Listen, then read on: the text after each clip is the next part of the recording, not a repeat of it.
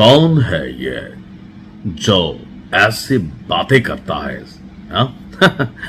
মানে হয় কি আর কি, আমরা কুমিল্লার ভাষায় কয় রাগ হইয়েন না, মুসলিম বের বউ মাঝে মাঝে কয়, আমি যখন অনেক বড় বড় কথা বলি পুন্দেম হয়ে আসমান দেহ, এটা কুমিল্লার তারা বুঝবেন।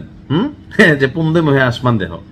দেখেন ভারতের মাঝে মাঝে কিছু কিছু কথা মানে শুনলে ইস্যুটা পাকিস্তানের, ভাই আমি কিন্তু পাকিস্তানপন্থী না, অনেকে আমার চিনেন, হয়তো পাকিস্তানের খেলা পছন্দ করি, ইমরান খানের পছন্দ করি, গান শুনি, অনেক মেশিনারিজ হয়তো ব্যবহার করি, কিন্তু রাষ্ট্র হিসাবে যতক্ষণ পাকিস্তান বাংলাদেশের কাছে আনুষ্ঠানিকভাবে ৭১-এর জন্য ক্ষমা না চাইবে, রাষ্ট্র হিসেবে রাষ্ট্র বা বাংলাদেশের একজন নাগরিক হিসাবে পাকিস্তানের প্রতি আমার কোনো পজিটিভ ফিলিংস নেই। আবার ৭১-এ বাংলাদেশকে সহযোগিতার নামে বাংলাদেশের বিভিন্ন ইস্যুতে বর্তমান বিজেপি ক্ষমতাসীন সরকার তারা যেভাবে আবার এখানে মালিকানা ভাইয়াপি দেখায়, এইটিও পছন্দ না।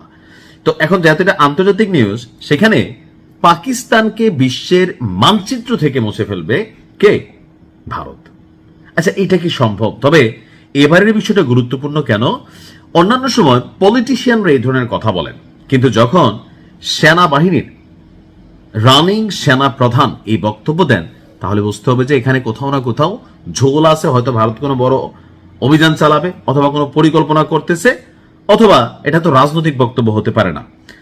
পাকিস্তান যদি সন্ত্রাসীদের আশ্রয় দেওয়া এবং ভারত বিরোধী কার্যক্রম অব্যাহত রাখে, তবে দেশটিকে বিশ্বের মানচিত্র থেকে মুছে ফেলার হুঁশিয়ারি দিয়েছেন ভারতের সেনাপ্রধান জেনারেল উপেন্দ্র দ্বিবেদী। বক্তব্য হচ্ছে, তিনি কি এটা গোমূত্র পান করে দিচ্ছেন, নাকি মাল খাইয়া দিচ্ছেন, না ভাং খাইয়া দিচ্ছেন? এই কথাটা কেন বললাম? দেখেন এখানে পাকিস্তানের সাপোর্ট করতেছি না। পারমাণবিক দিক থেকে ভারতের থেকে শক্তিশালী কিন্তু পাকিস্তান, সামরিক দিক থেকে ভারত অনেক উন্নত পাকিস্তানের তুলনায়। আবার পাকিস্তানের নেটওয়ার্ক কানেক্টিভিটি যে লেভেলে আছে, এখানে পাকিস্তান একটা পশমও ছিঁড়তে পারবে না। যুদ্ধ হবে, দুই দেশে ক্ষতিগ্রস্ত হবে, মাঝখানে হইল না।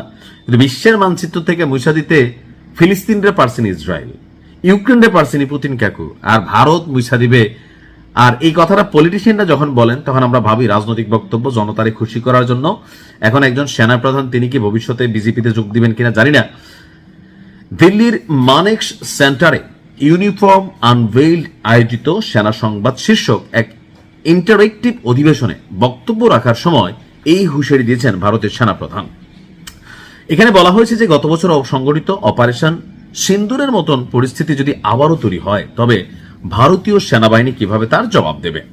তো জেনারেল সেনাপ্রধান তো তিনি বলছেন, আমি এর আগেও যা বলেছি যদি তা আপনারা শুনে থাকেন, সন্ত্রাসীদের আশ্রয় দেওয়া এবং ভারত বিরোধী কার্যক্রম, তবে তারা বিশ্বের মানচিত্রে ভূগোলের অংশ হিসেবে টিকে থাকবে নাকি কেবল ইতিহাসের পাতায় স্থান পাবে, সেই সিদ্ধান্ত তাদের নিজেরই নিতে হবে।